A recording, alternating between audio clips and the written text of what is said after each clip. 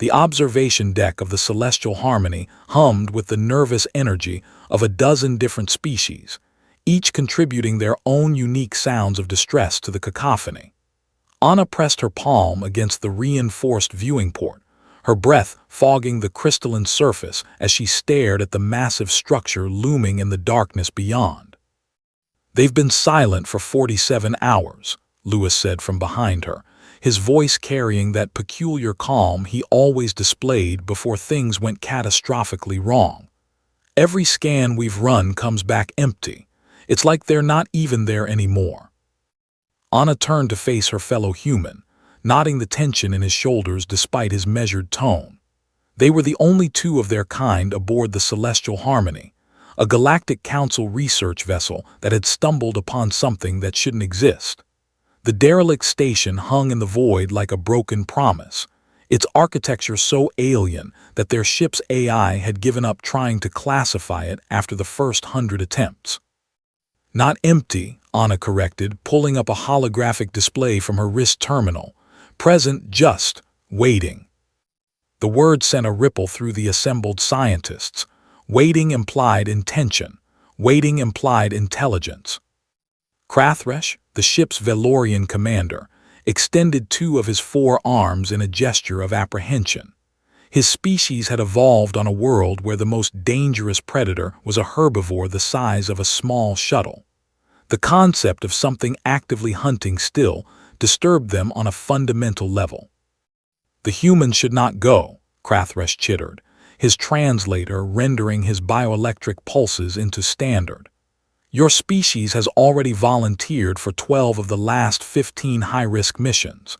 The statistical improbability of your continued survival is exactly why we should go," Lewis interrupted, not unkindly. He moved to stand beside Anna, and together they presented a united front that the aliens had learned to recognize. When humans stood like that, arguments became futile. "Commander, with respect, most of the species on this ship evolved on worlds where the biggest concern was finding the next meal or avoiding the occasional storm. Earth was actively trying to kill us every single day." Anna pulled up another display, this one showing a rotating image of their homeworld. The other species instinctively moved back. 97% of Earth's history featured atmospheric conditions that would kill most species in this room within minutes, she continued. The remaining 3% included ice ages, supervolcanic eruptions, asteroid impacts, and predators that could detect electromagnetic fields, see in infrared, and hunt in packs with coordinated strategies. And that's just the last 1,000,000 years. A Thessian researcher, her crystalline structure refracting the ambient light into rainbow patterns, chimed in with a sound like wind through crystal caves. "We are aware of your world's hostility, but this is different. The readings we're getting, when we get any readings at all, suggest technology that predates the Galactic Council by millennia. Whatever built that station understood physics in ways we're only beginning to theorize." "Which is exactly why humanity joined the Council," Lewis said, already moving toward the equipment lockers. "You explore, we survive. Together, we figure out the universe's mysteries without anyone dying unnecessarily." "The key word being unnecessarily," Anna added, following him. "We die plenty when it is necessary." The comment, meant as dark humor, sent several species into visible distress. The Velorian skin shifted to muted gray tones. The Thessian dimmed her luminescence. Even the normally unflappable Draconians, reptilian beings from a high-gravity world, showed discomfort in the way their crests flattened. Humans had been part of the Galactic Council for only 15 standard years, but in that time, they developed a reputation. Deathworlders, some called them, beings from a planet so hostile that simply surviving to sentience required becoming the most adaptable, persistent, and dangerously creative species in known space. 20 minutes later, Anna and Lewis floated in the docking bay, running final checks on their exploration suits. The suits themselves were a compromise between human engineering and galactic technology, tough enough to survive Earth's most extreme environments, enhanced with alien sensors and energy shields that push the boundaries of Council physics. "Vitals look good," Anna reported, watching her HUD populate with data.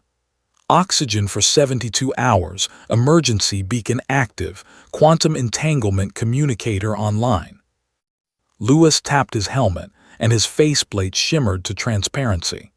"Remember when we used to explore caves with nothing but a flashlight and hope? Remember when we thought that was dangerous?" Anna grinned, but it didn't reach her eyes.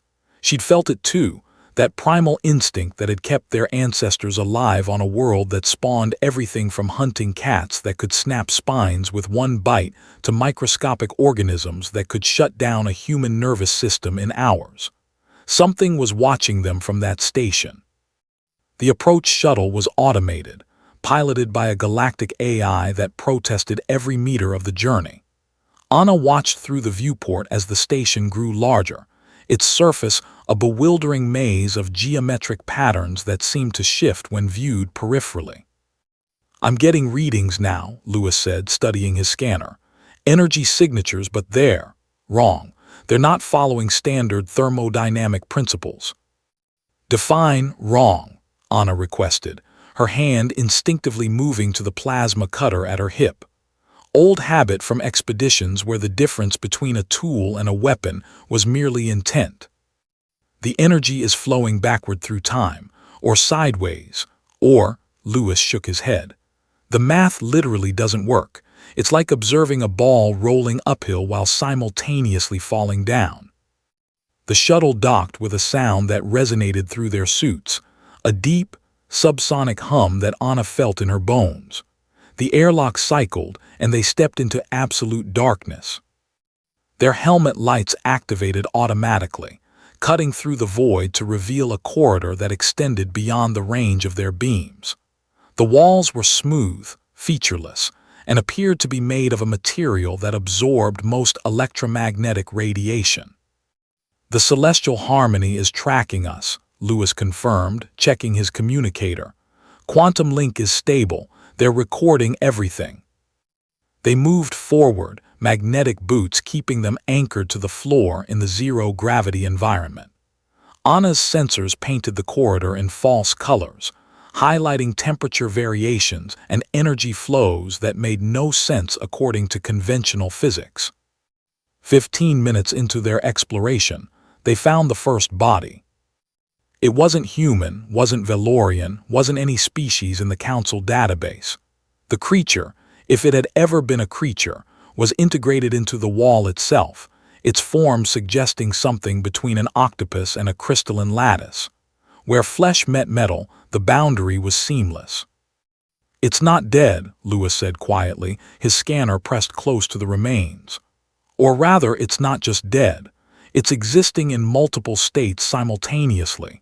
Dead, alive, never existed, always existed." Anna felt her skin prickle.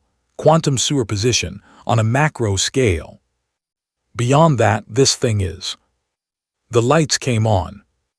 Not gradually, not section by section. Every light in every corridor, in every chamber, throughout the entire impossible station blazed to life in an instant. The sudden illumination would have blinded most species. Humans, with their adaptable pupils and robust optical nerves, merely squinted and adjusted. And then they saw what filled the station. Bodies, thousands of them, tens of thousands.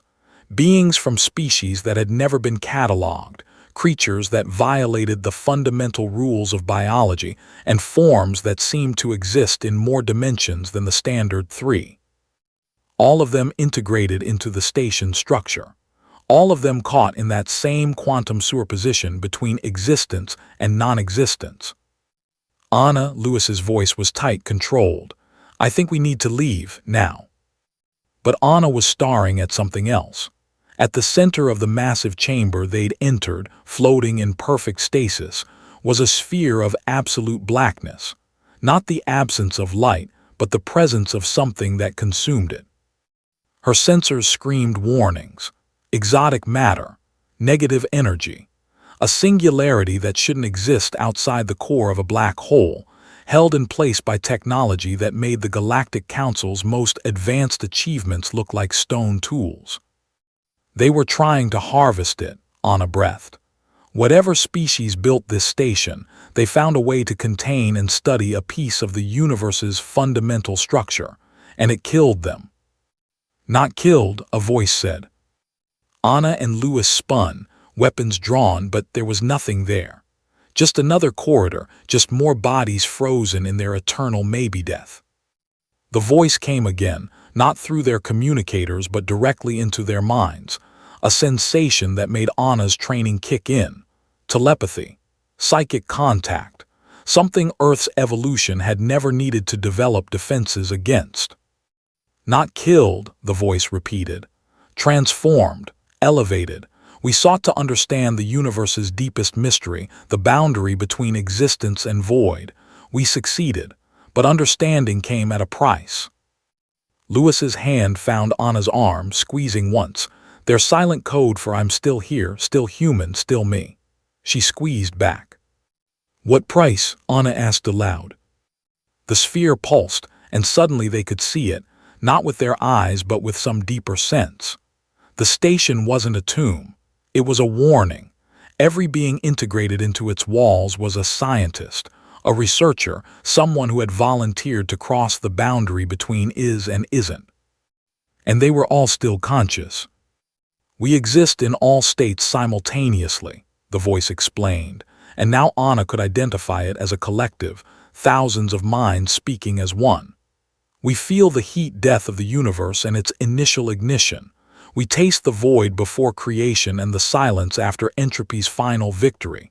We are eternal and instantaneous. We are everything and nothing.